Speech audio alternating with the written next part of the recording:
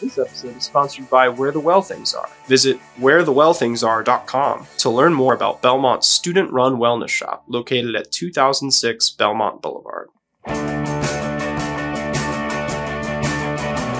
Welcome to the What If podcast. We're sharing an ever-growing collection of stories from the Belmont entrepreneur community to inspire you to start and keep going. I'm your host, Elizabeth Gortmaker. Here we go.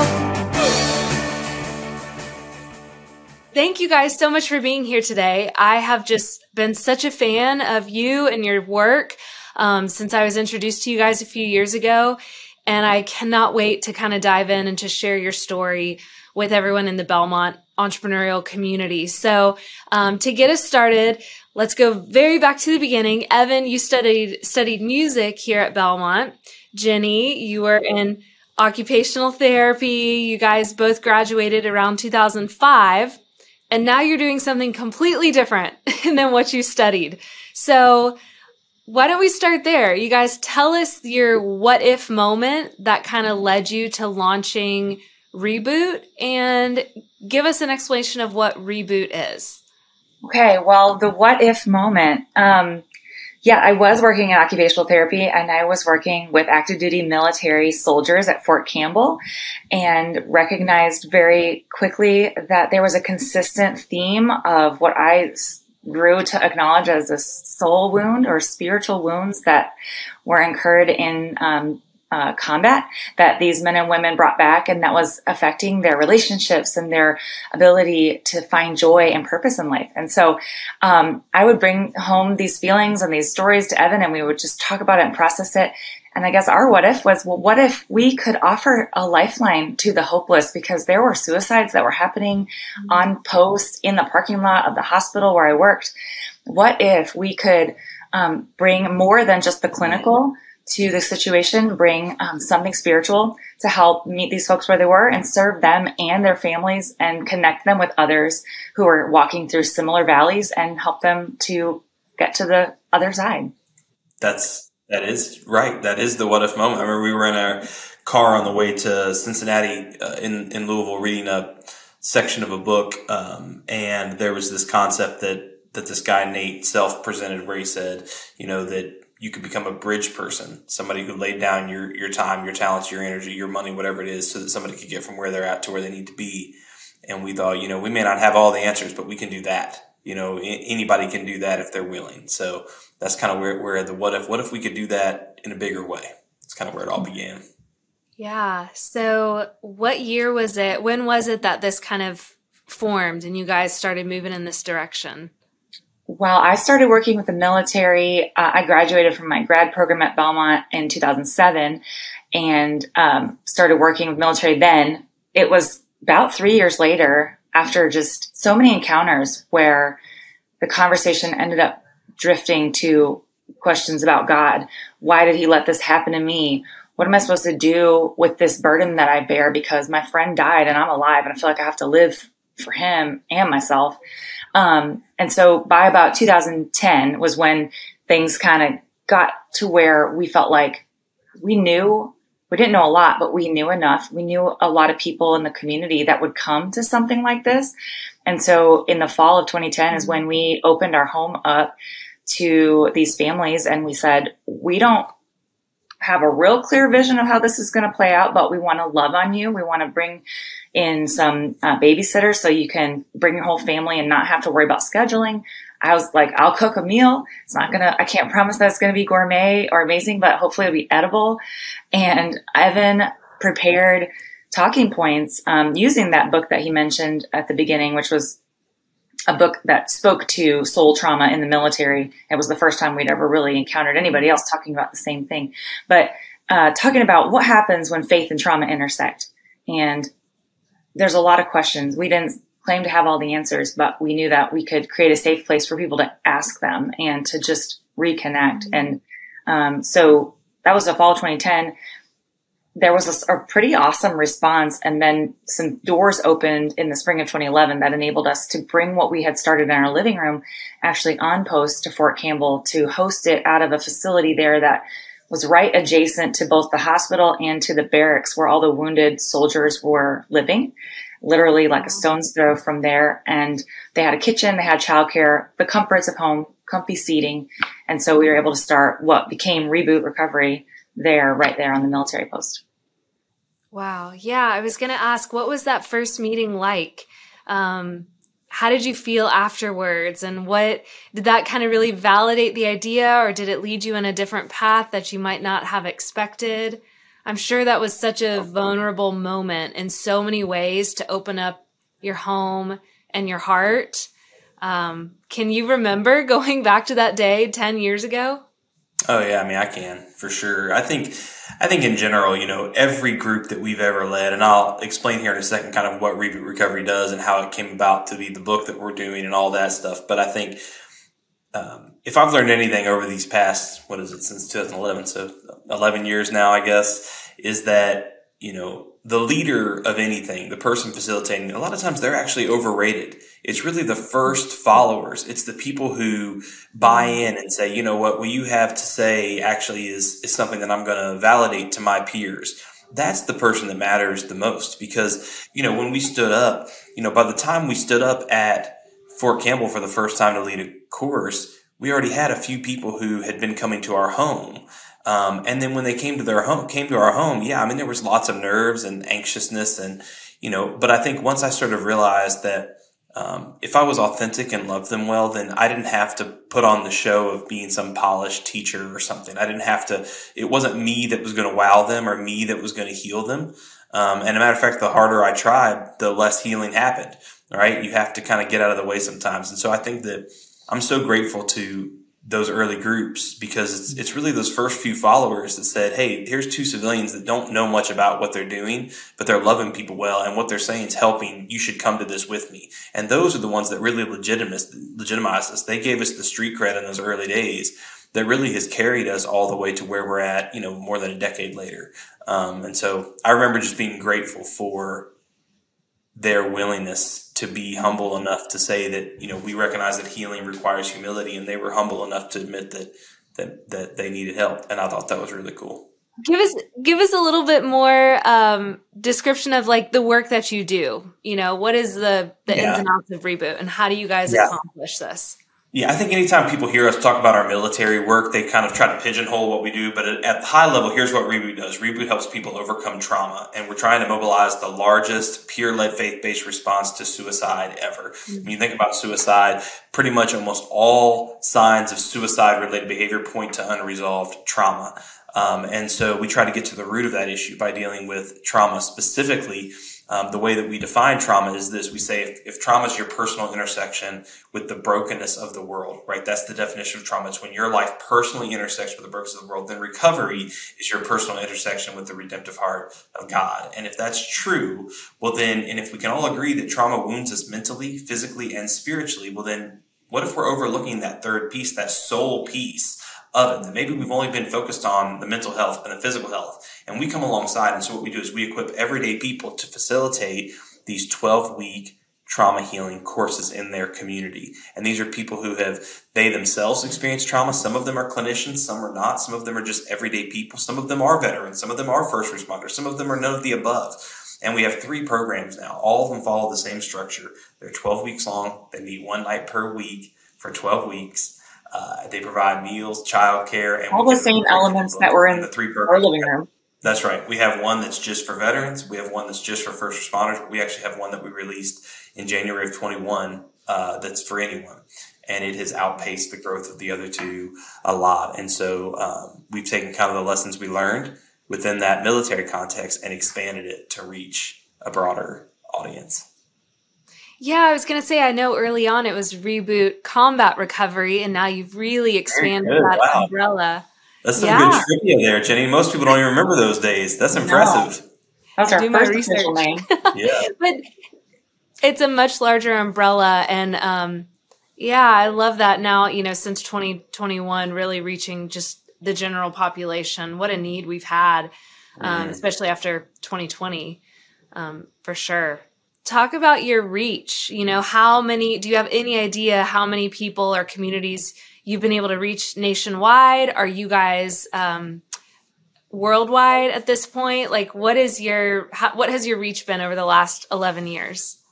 We've reached our children of 3. That's been our first and most important audience that we've reached, and lots of trauma caused by their parents who are learning to parent in real time. But no, Reboot has really been a movement that is truly special. I mean, today we have Reboot courses in over 315 cities around the world, 8 countries, 3 languages. We've had over 15,000 people now go through one of our courses.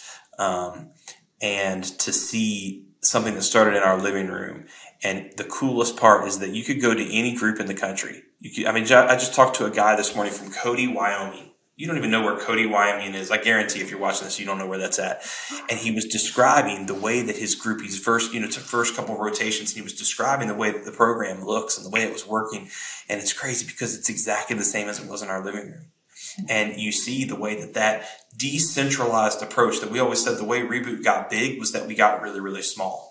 It's these micro communities. That's the way that we've gotten to reach so many people, is by saying it's not about Jenny and I on the national level. It's not about what our headquarters team or what our marketing team could do. It's about what these local volunteer leaders in these communities all across the world can do. People who are just like us and say, I don't have everything, but I have what it takes to be a bridge person. I can do that with just a little bit of training. I can help somebody get from where they're at to where they need to be. And that number is compounding because so many graduates want to become volunteers and leaders. And so it's created this truly, almost New Testament Christianity-esque model of recycling and reciprocating. What's the word I'm looking for? Whatever. Multiplying. There's the word. Leaders from people who have been through the program. And that's maybe my favorite part, is hearing from people who say, I went through it, twice, and then I decided to volunteer, and now I'm leading, and I've reached 20 people, 50 people, 100 people. Yeah. And that's the part that gets me just totally psyched. I just had this thought about, there was a girl from our church who, we've been around for 11 years plus, and she, in the early days, was a babysitter for the program. She was in high school and just knew, fringe level what we were doing. Fast forward, I don't know what's happened in her life between now and then. I haven't walked with her personally, but I know that she got plugged into one of the trauma reboot groups, which is that new course that Evan was talking about for everyone. And within the last year now has begun leading a course. And I know that she's pursuing a degree in mental health care at a local university. And I'm just amazed at the way just people being kind of in the vicinity of this have kind of gotten affected and drawn in. Now, even a lot of our teams, parents are getting involved in the program, going through the program. Mine, others on our team, I've been talking to people about the book who are parents of our team members. It's just amazing to see the ripple effect of how God has used this to touch people that we never thought it would touch. Because truly as Evan said, everybody's encountered a moment when the rug got pulled out from under them, when their view of life and God and themselves and people changed, and they've got to rebuild that their sense of security and their sense of trust and confidence after those experiences. And that's what we hope the program and the people involved are able to do. Would you have had any idea 10 years ago? Let's go back to that living room again. Would you have even been able to imagine where Reboot has grown to today? For me, my answer is no, but I tend to not think way out. I'm more of a in the moment, and I know that God is always just kind of, he's always moved me and opened doors and things. And so my life, even just working with the military and doing occupational therapy, all those things kind of came out of nowhere for me. So I've learned to not have great plans. So I didn't have an expectation that this was going to grow or that it was going to be able to serve so many diverse populations. But for Evan, I think that's different. Yeah, I don't think I knew in 2011. I think that at that point it was really more of just figuring out. But I do think by 2013, 2014, after I had been doing it and we had been doing it, we were leading sometimes 2 and 3 reboot groups per week at different locations around Middle Tennessee. And so, yeah, I think by 2013, I was running a technology company at that point. Jenny was successful in working for the military, and dual income and no kids is a glorious existence. Some of you guys probably remember that, and if we didn't think it would work, we wouldn't have kept doing it. But I do think that sort of this idea was birthed in us somewhere in that 2 to 3 year journey that said, wait a minute, we're doing something here that's sort of contagious and that is easily transmittable, that hope is very transmittable from one person who's found it to another, and that it can kind of catch that way. And I think that once we kind of figured that out, and once we started having some other people call us, like we had, I think our first location was in Oklahoma near Tinker Airfield. Our next was in Camp Lejeune. Our next was in Washington, D.C. And once we had those 3 or 4, and they were describing what was happening, the multiplying effect, I remember thinking, okay, this is kind of cool. This is special. And that started to change things. And I think that, unfortunately, simultaneously too, the topic of trauma, the topic of suicide, unfortunately has become, much more common and much more commonplace, I think, especially trauma. I mean, if you go on Instagram now, it's like everybody wants to almost brag about their level of trauma. And, you go back even 3 or 4 years and it certainly wasn't that way. Trauma was like a bad word.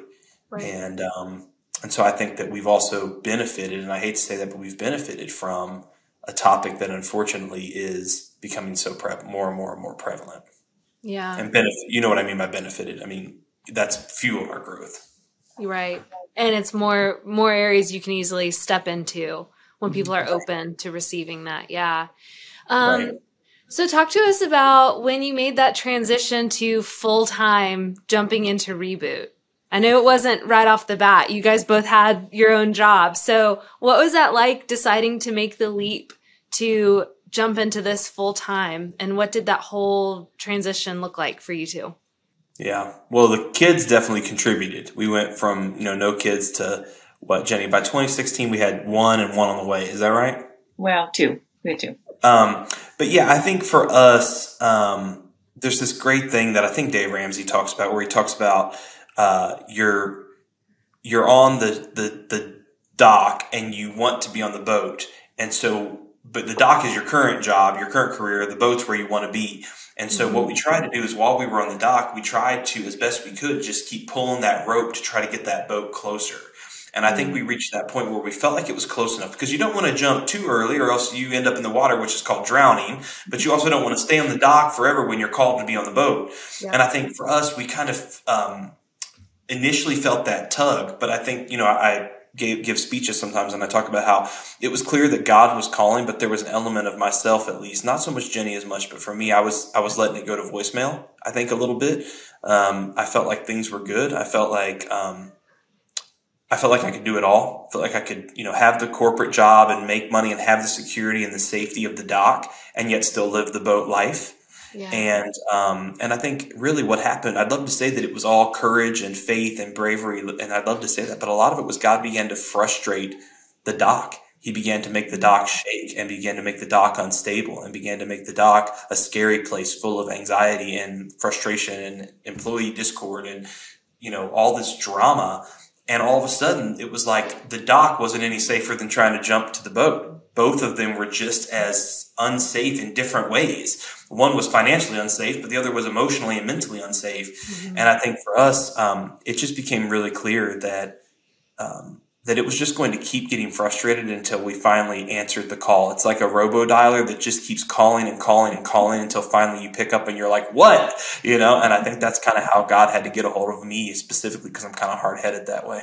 Jenny was always, I have to give Jenny credit, she was always sort of riding on the leaf through the wind, just kind of like wherever God takes her. She's really good about holding things open-handed and really saying, like, Lord, whatever you're going to do with this, you're going to have to do it. She's really good about that. No, but to be fair, I think that's something I've learned a lot from her. To be fair, when I had our first son in 2013, I knew that my career as a full-time occupational therapy was going to be shifting, because I didn't want to work full-time at that moment in my life. And so, once I had stepped back, when REBOOT began to grow around the same time, later, after a few years, I was perfectly primed to step back in a part-time capacity and serve the organization however it needed it. So it's been wonderful.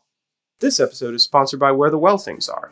Offering an array of products ranging from healthy nourishment to insightful reads, Well Things provides customers with the resources needed to achieve a healthy lifestyle. Run by the Cone Center for Entrepreneurship, WellThings is a learning lab for 15 student leaders who manage every aspect of the business. To learn more, visit wherethewellthingsare.com. Okay, tell us about your roles. What specifically are your roles for each of you within the organization? One of the things I do that is unique to nonprofits in general is that I head up our research division. And we have been blessed to be able to partner with some universities, Belmont included, to show evidence of the effectiveness of our programs. And beyond just the anecdotal stories, which are powerful, we've been able to prove through a survey-based quantitative and qualitative research that REBOOT improves people's quality of life, that it decreases anxiety and depression and fatigue and even people's perception of physical pain, and that it increases social connectedness and people's ability or sense of forgiveness for others and from God. Just a lot of these awesome outcomes that we believe all roll up into helping someone become more resilient and less likely to take their life. So that's part of what I do. And then the other part is what I've done from the beginning, which is kind of being an internal communications person with our graduates of our program, our participants, our leaders, hopefully infusing the DNA, the culture, the heart of REBOOT with them, helping them feel connected with each other and with us as a headquarters team. Because from the beginning, I was always the one. I would send out the weekly kind of prayer emails and updates, and we would get together for reunions after we graduated just to be together. And that's, my heart is that connectedness. So I have the dream job, and I do parenting as well, part-time, full-time, but part-time. Yeah, full-time. No, full-time. Don't let it fool you. Full-time. Yeah. And with me, I do the staff management, so I kind of manage the team and help recruit and hire, and I do a lot of the fundraising work, and then I do a lot of the large strategic kind of planning and project management with our board. And so that's sort of my role now. In the early days, it was everything from I was leading groups to, going around and trying to get people on board to volunteer and give and all that kind of stuff. And so, yeah, and Jenny and I, we have a unique, and writing. Yeah, a lot of writing. I think that Jenny and I, we have a really unique, we talk about this a lot. Not that many couples would I recommend. We've accidentally done some marriage counseling. I just want to go ahead and say, don't come to me for marriage counseling. I'm way too direct and blunt to be a marriage counselor. But not too many couples would I say, hey, you guys should try to raise 3 young kids and run a nonprofit and stay happily married. I think that that's a recipe for disaster. But for us, our relationship started at Belmont over in the Hillside dorms as truly just friends. And out of that friendship birthed kind of romantic love. And I think that so it's kind of cool because at work we're friends and at home we're husband and wife, and it really does work for us. But it's really unique. And so I think a lot of the, we tend to share each other's duties a lot. In terms of like, she'll help me with something when I'm 80% done with it. I'll be like, I'm kind of stuck, and she'll take it the last 20 and vice versa. But that means sometimes you got to watch the kids so I can work on, we got to kind of pass the responsibilities back and forth. And especially during COVID, working from home, that was hard. That was rough. I don't want to do that again. That was rough. But I think our skill sets are complementary and very different. I remember one of our Belmont friends, we kind of started dating at the end of the year and over the summer. And when we came back in the fall semester, she heard that we were dating, and she was like, what? Like, it's just because people didn't see us as compatible, but I think that opposites attract. So it worked out really well, obviously. I love husband and wife duos, husband and wife founders. We had one on our first season of this podcast, and there's 2 different episodes this season that are these husband and wife founders. And it's hilarious and it's awesome. And there's so much to learn because I think both of you have to have such a level of maturity and commitment to your relationship and to your business and to yourselves. I think one thing I've seen is that in all of those duos, you're very different people, like exactly what you guys were saying. It's like you are complete opposites, but you both really honor and celebrate your differences. like you're not annoyed by how you guys are different, but you really honor that in each other and find how you can complement each other through that rather than seeing it, as a weakness in the other person, which usually leads to like resentment. And then you absolutely cannot work together, Yeah. And it's made me a better manager of our team because a lot of times, at like my old company, when I was the CEO there, I'd come home and I'd be lamenting about this employee. And now in retrospect, and Jenny would be like, yeah, that's really terrible. In retrospect, maybe I just wasn't seeing that person through the right lens because now I come home and I lament about something and she's like, well, I think that maybe what she's feeling or what he's feeling is this because she knows the team and she's part of it. So I feel like it's made me and her, especially myself, better leader of people because she gets annoyed by different things and quirks of team members than I do. And sometimes, that's as leaders, sometimes that can change the whole culture of an organization. And so I think that's been it's funny because Evan has had a few people come beside him and work alongside of him, and the folks, these two men that he's worked with the longest with and the best with, I have the same personality profile as. So it's interesting how he's been drawn to people like me, because we complement each other. How do you do it? How do you balance life and work? And, are you finding each other, talking at 10 o'clock at night about work, or are you able to shut it off and have home, or does it all kind of swirl around 24/7 and you guys are spending all day together? Really like practically, what does it look like to be a husband and wife duo? Yeah, I think that I'll answer the first part, Jenny, and I'd like you to share yours, but I think that for us, there's been seasons where we've been really good and seasons where we haven't. Sure. For example, when we're working on this book project, not so good.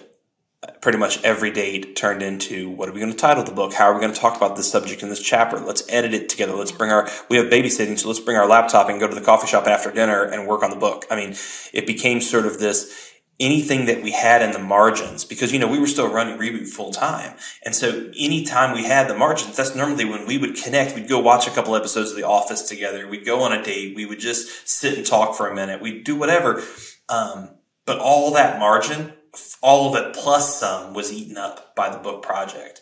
And I think if there's ever a time when maybe we were most over stretched or over whatever committed would be, when we had some high turnover at the organization last year. People that were incredible, been with us for 5-6 years, were getting recruited away by companies, paying them a lot more, giving them big title advances, which we're grateful for them and happy for them, but it hurts, on our side. And then number two is we're writing this book, so we have fewer staff members, actually more work because COVID created a huge need for trauma healing, and we're working on this book. And we have a young 2-year-old at home at the point, a 2 and a 5 and a 8 at that point. I'd say those were the seasons when, I think for us, just really recognizing how to sprint and rest, sprint and rest, sprint and rest. And that's been really helpful for me to be able to be the father I want to be, is to be able to say to my family, hey guys, dad's coming up into a super intense time for the next 2 or 3 months, but then purposely planning after that to say, hey, I got to have a couple months of less. And I got to be okay leaving work at 3 o'clock every now and then, just so I can be at home and play soccer with the kids or whatever. And that's what has helped me. I don't know if that would be helpful to Jenny or not, but that's what's helped me. Yeah, I think you answered it really well. I was going to say the same thing about how there have been seasons. The word was already in my head where it's been easier and harder, and just to be flexible and knowing that's not always going to be this way. But I think we have been intentional. I don't know who I was telling this recently though, about like where we put our investment. Sometimes we take vacations. We value experiences where we can get away from this, all the grind, and we still work a little bit on vacation, but it's different. It's more fun when you're somewhere else. And so that might mean making sacrifices in other areas financially, but that's something that we value. Or for Evan and I, just like he said, date nights, getting out to eat, or just go on a long car ride. Sometimes that's where we have the most opportunities to talk, or even just throwing all of in the car and being like, we're going to a restaurant in Nashville. We live in Clarksville. So you all just talk amongst yourselves, and we'll talk on the way there. And that's like our time. When we get to the restaurant, chaos. Really, and we have some time on the way back. So, we've found ways to make it work. Yeah. Yeah, and that's a great point, Jenny. It doesn't seem like much, but it's a 50-minute drive, from our house to some of the, downtown Nashville spots. And so that's 2 hours we get of time to talk to each other. And the kids don't love it, but they prefer that over us fighting, And so I think that, I think that's a great point, Jenny. I've never thought about that being such a big part of our communications. That's good. And I almost feel like for any organization, who listens to this to management team, it's like find those times when you can get uninterrupted and just, do life. It's important. Yeah. Yeah. You have to be really creative because we don't have endless hours or desperate or forced it's into a fine line between the two. So, you guys have been around. Reboot's been there for 11 years, which is amazing. And there's this steady trajectory of growth. If you look at, the history of Reboot Combat Recovery and then how you expanded the platform and expanded again. And now, 300 plus cities around the world, like you said, has it just been smooth sailing, just steady growth the whole time? Super easy. Just easy peasy, no, seriously, like what have some of the downturns, the highs and lows, what has that been like for you guys? And how have you navigated, I'm sure, some of the challenges that you've seen along the way? Evan's been really great and committed to this idea of having mentors in his life. And I think that's been really valuable because there are questions that I can't answer or experiences that I can't relate to that only other people who've run businesses or nonprofits can. And so I think that's been great. It's, again, been an investment for him of time and finances. But when there are these periods, which there have been, where staff is leaving or we had this expectation of growth and it just feels like we're hitting a wall, he's gotten a lot of wisdom from these relationships. And I'm really grateful to these men and women who I don't know very well, but I know of them. And I've heard that they just have these great diamonds of information that they can just drop in Evan's lap. And it changes his outlook. It gives him perspective, helps him to know, just like Reboot, he's not alone. He's not the only person who's walked through this. And so I think that's been helpful. But specific to the organization, Evan, I don't know if you can elaborate more on. Yeah. I think I feel those more intensely than Jenny does just because of the nature of my role versus hers in the organization. I'm the one who the board comes to and holds accountable for certain things. So it's different. But I would say, they're, doing this type of work, I'm convinced is entrepreneurship in general is extremely boom bust. You have these seasons where it's all out in front of you and everything's going to be amazing. And you have these seasons where it seems like everything that was good was behind you and you're in the middle of it now. I think for me, the hardest part about leading a nonprofit is good intentions don't equal reality. Mm-hmm. And what I mean by that is, there's been lots of people, who mean well. They want to encourage us. They have the capacity to give a lot. They have the capacity to make that introduction that's going to change anything. They have the capacity to do whatever it is. And they mean well, but when it comes down to executing it and actually doing what they said they were going to do, it doesn't always happen. And, that can create a jadedness and a callousness in you or maybe even a victimization of yourself. Oh, woe is me. I'm not... and I think in this type of business, when you are so passionate about a certain topic and truly the work that we do is life and death, and we see it, when we look in the eyes of someone who is at a breaking point and they say, if this doesn't work, it's over, and when you see that, like we do on a weekly basis, and someone else toys with it or doesn't take it as seriously or isn't as bought in or committed, and then, the temptation to say, well, it's not personal, it's just business. But when you're in the seat that we're in, looking in the eyes and hearts of these parents and seeing what's left behind after a suicide and seeing what happens when trauma strikes, it is personal. And I think that for us, that's the hardest balance, is recognizing that they're not bad people. They're not selfish. They're none of this. They just haven't seen what we've seen, because if they saw what we saw, it would change them. It would change them. And so we have to do a good job. We have to do a better job constantly of being that bridge to help them see what it is. And that includes not just donors, that includes people who they're desperate for help, that they won't come to a course. They won't buy a book. They won't do something. We have to do a better job of helping them see what's possible, see what we see in them, you know. And I think for us, it's just, that's the part that's exhausting. It's constantly having to be this pair of goggles that people see through that changes their perspective all the time. That's the hard part. The good part, though, is you get to see that. You get mountaintop moments that are unlike any other career can offer you. I've led for-profit companies, and I can tell you the highs that I've had from running a nonprofit are eternally gifted to me. I mean, they change us.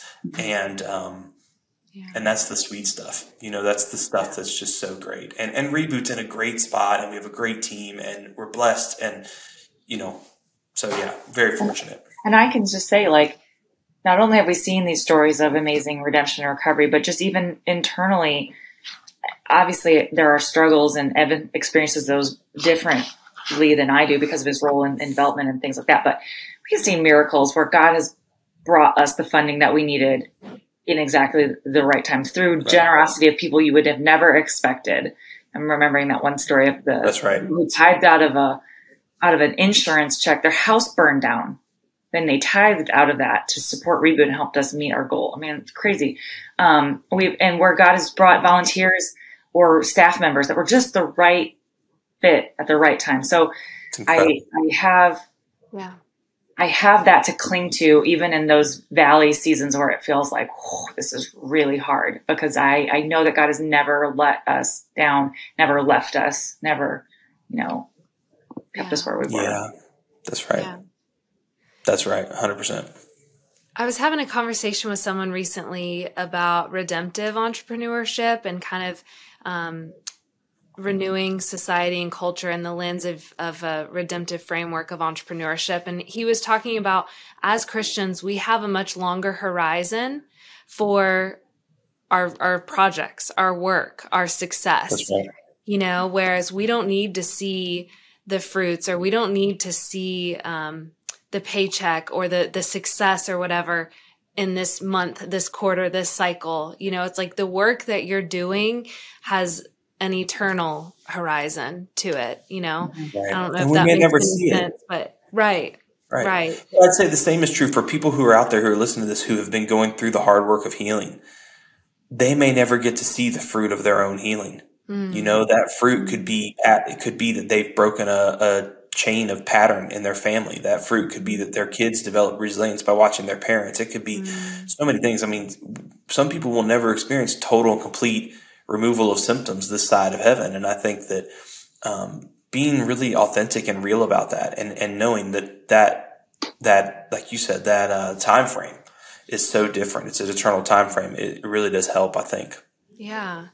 I would love to hear a story or two of someone, going back to that mountaintop. Like, is there anything that you can share of just something incredible that you guys have been through, or someone that you've worked with, or someone on your team that you want to share a story about? I'll tell a couple of kind of in vague things to you to not out people's identity, but I think that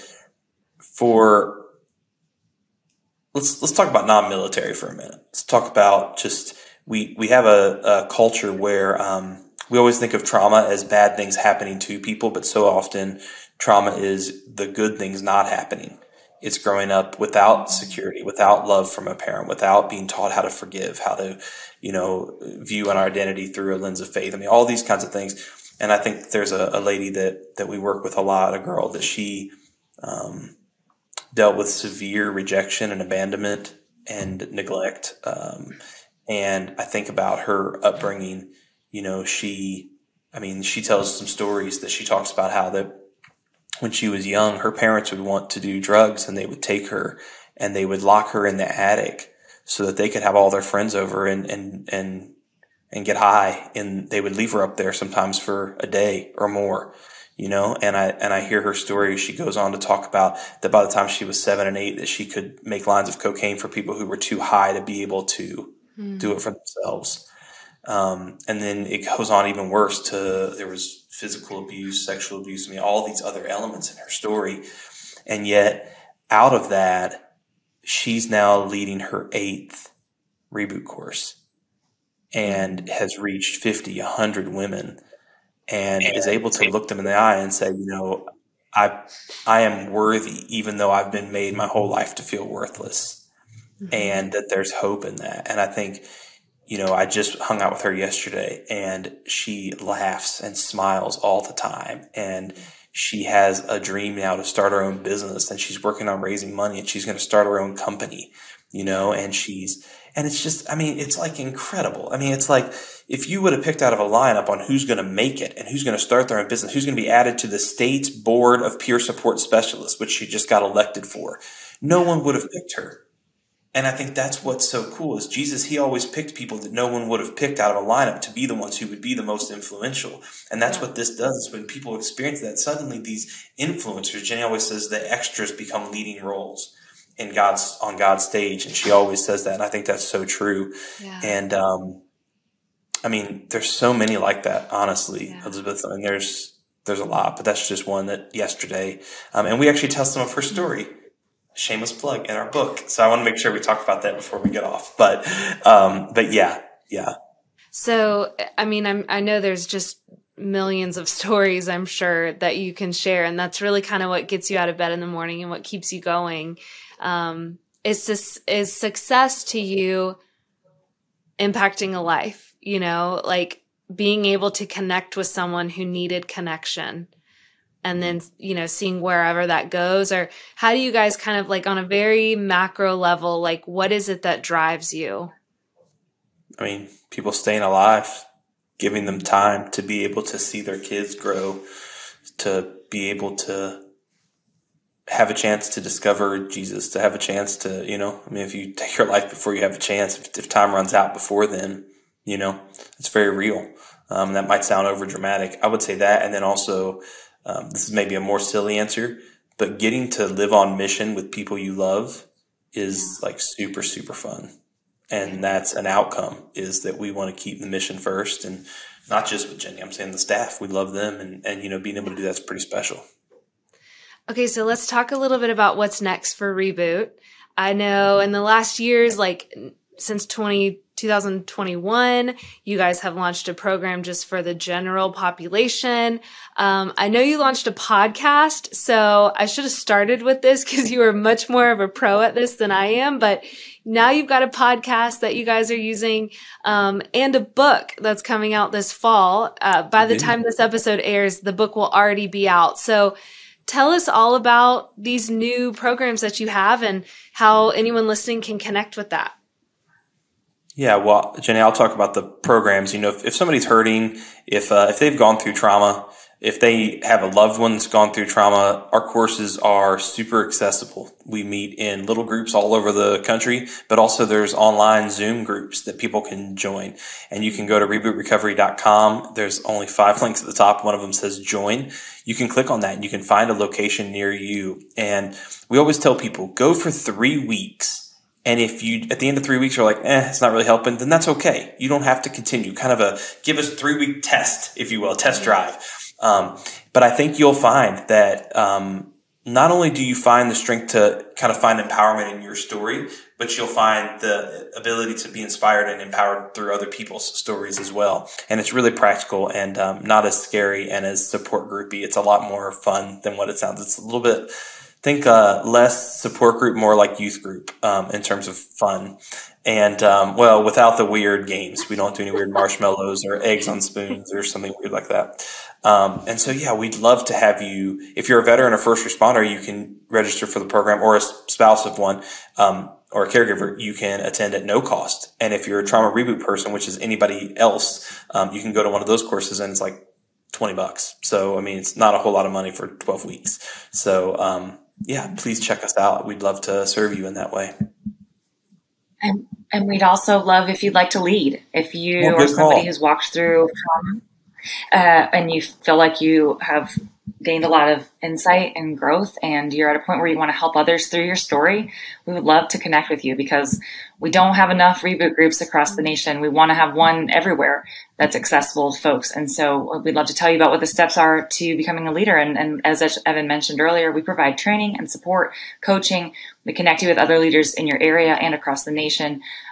so that you know that you're not alone. So And there's one of those tabs at the top and says, instantly they're thinking, well, I can't do that. I'm not a fill in the blank. And I promise you that hardly any of our leaders are whatever you're thinking, fill in the blank.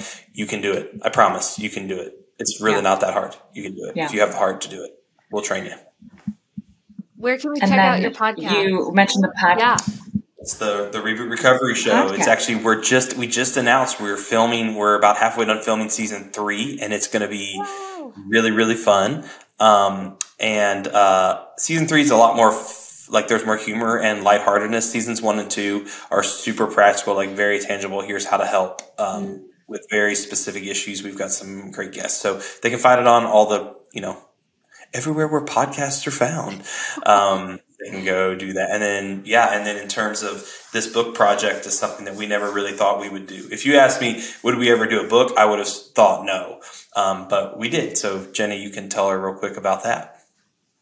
Yeah, so it's called Healing What's Hidden, and it has an image of a rug. Some people question what that is, but the idea is that we have a lot of things that we brush under the rug for one reason or another. We don't maybe recognize them as traumatic, or maybe we feel the need to hide them because we feel shame, or we don't feel like anyone can understand. But this is all about helping people to acknowledge trauma, bring it out into the light, and give you practical steps to healing the deep wounds that undergird trauma, that if we don't address them, the symptoms and the fruit in our life, if we don't address the roots and heal them, the fruits in our life won't change. We've rolled into this a lot of the things that we've learned through writing the other curricula, for the other programs, things that we've learned from one-on-one interactions with people over the years. It's approachable, it's conversational, it's not going to bog you down or overwhelm you if you are in a stage of just feeling a little bit emotionally fragile. We feel like it's really encouraging, really supportive, and kind of tag team the writing of it so you get different perspectives.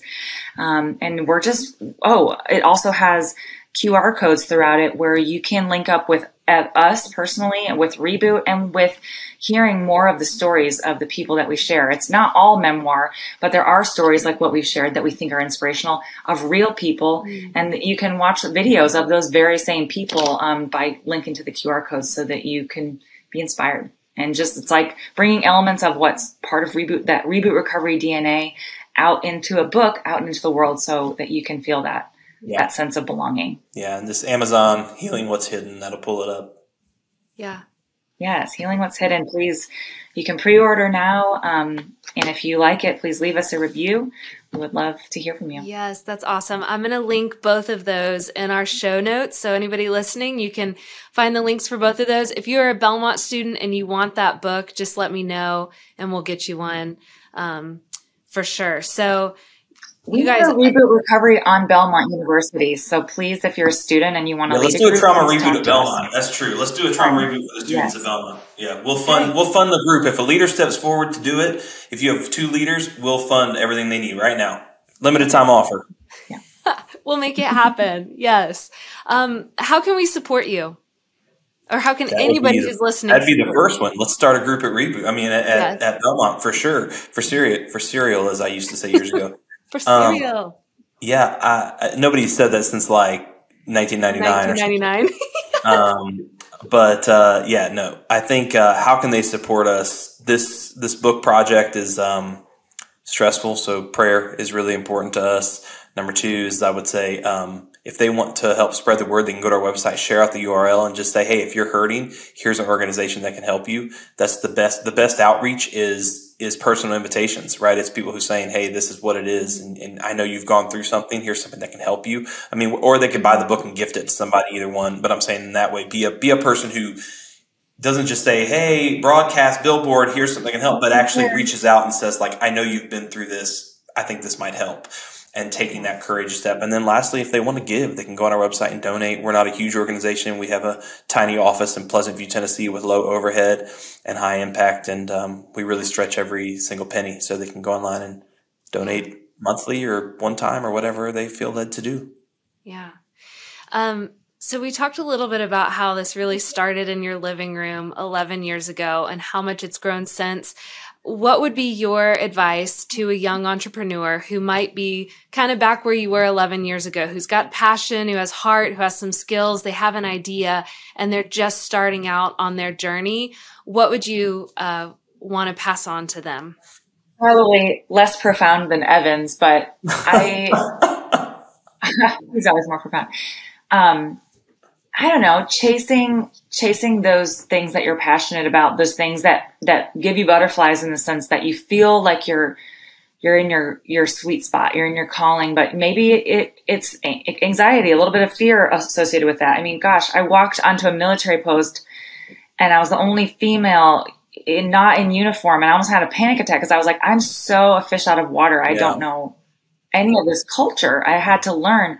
But I just be bold and go where you feel that you're needed, where you feel like you're called, because you're going to reap the rewards. You're going to be able to offer something unique, even if you're an outsider. I think that's the beauty of what Evan and I have been able to do. We're not military, and you wouldn't expect that to have resonated. And neither of us have experienced really trauma on the level of a lot of what people who have come to our courses have experienced. But God gave us something different to offer. And so we didn't, second guess that or discount that, but we felt emboldened through him to say, here's what we have. And so I just want to encourage anybody who's feeling that to walk through that door, test it and walk through it. Yeah. Gosh, I have a lot of little thoughts. I do think that's good, Jenny, to say like, go where you're called, not where it's comfortable necessarily. I think that so many people today want to do mental health as a career. Like, I want to be a social worker. I want to be that, or I want to start a nonprofit that helps people. My advice would probably be do it for a year with 1 or 2 people on a super deep basis. I mean, meet with them every single week and sacrifice the time in your schedule, 2 to 3 hours a week to work with those people, minimum. Mm-hmm. Get into the messiest parts of their life with them. Pick some hard cases. And after a year of doing it, if you still believe that you want to do that full time, then do it. But if you find yourself after 2 or 3 months losing the luster of not every person you talk to suddenly is transformed and healed like the man at the pool and is, running around. If that's what, I think that's the thing is, I think that over time, that's where faithfulness is really shown. And I think a lot of times people want to start nonprofits because that is their initial calling. But I think that they believe that the nonprofit is going to change the impact. And it doesn't. The nonprofit just complicates the mission initially. So I would say begin by doing it for 12 months and devote yourself fully to it. And if at the end you still want to do it, then you're called to it and you should do it. Otherwise, it was something that you might need to stick doing voluntarily occasionally, and that's super cool. You know what I mean? But like, if you don't do it for a year for free, you're not going to do it any better for a career for a little bit of money. Yeah. You know what I mean? And so that would be my advice. Why wait until you graduate to start your own business? The Cohn Center for Entrepreneurship at Belmont University aids students in building businesses from idea to exit. With a proven track record of successful alumni, Entrepreneurship at Belmont prepares future business owners to create and sustain profitable businesses. Learn more at belmont.edu/business. Before I let you go, can we do some rapid fire questions? Let's do them. Okay, here we go. What is the best thing about working together? Getting to have lunch together. Going out to eat. Going out to eat. Sorry, that's an inside joke. But yeah, I like having lunch with Evan. That's awesome. Tell me one thing you're excited about. Okay. I'm excited to see my middle kid play soccer this year again. He's just really dominant and really fun to watch. I'm excited for all my kids' stuff, but I always look forward to soccer season with my middle child. I'm excited to hear what people think about this. See, I don't want to know. I'm just like, tell me I'm enough and tell me it's good. And if it's the book that you like, then great. And if you don't, just don't tell me. Just lie to me. No, it's going to be awesome. What's your favorite vacation you guys have had? Easy. Oh, that we've ever had, or our favorite spot? We'll just say our favorite spot. We go to Jekyll Island, Georgia, multiple times, as much as we can. We would live there if we had more money. The two of you or the whole family? But our single most... Both. We've been with our kids and before we had kids. It's just beautiful there. But our most epic vacation was going to Greece before we had kids. That was beautiful. No doubt. Greece for sure. Yes, we did the same, and it's amazing. And we were like, when we have our 10th anniversary, we're going to go back and do a whole, redo the honeymoon and yada, yada. And this is so off topic, but our anniversary was this week and we both forgot about it until we got texts from family that morning. Hey, happy anniversary. And we just looked at each other. Oh, you mean Grease the country? No. We went to Grease the musical down at T-Pack is actually what we did. No. And it's just, it was great. It was great. It was so beautiful. So romantic. No, that's hilarious. Yes. Life with kids, man. I'm in it with you. Okay. We're moving into the fall season. What's your favorite holiday? Christmas. Yes. Yeah. I think like Thanksgiving to Christmas, that stretch. It's just so good. I know. I don't know how anybody says anything else. Nobody is on here like Valentine's Day. Just love it. Just love it. Love wasting money on stuff. Anyway. Okay, last question. What is a really great book that you've read recently? Oh, The Choice by Edith Eger. I don't know if I'm saying her name right. She was a Holocaust survivor and she became a psychologist. She's still alive. It's incredible. Wow. The Choice. Jenny, what's the book that's on the counter? Is it Shrink? Is that what it's called? Yeah. Shrink. Yeah. It's by a dude named Tim Suttle.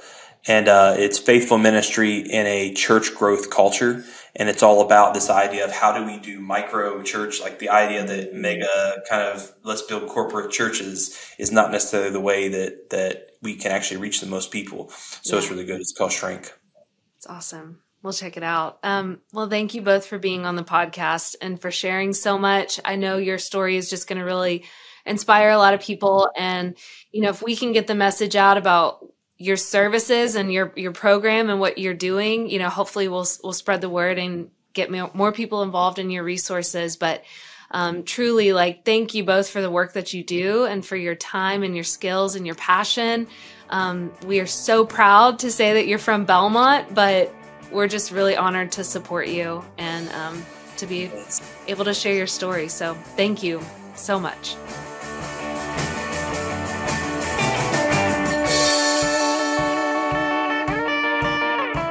Thanks for listening. What If is produced by Old Soul. For links and show notes, please visit belmontetp.com/whatif. Until next time, keep asking what if.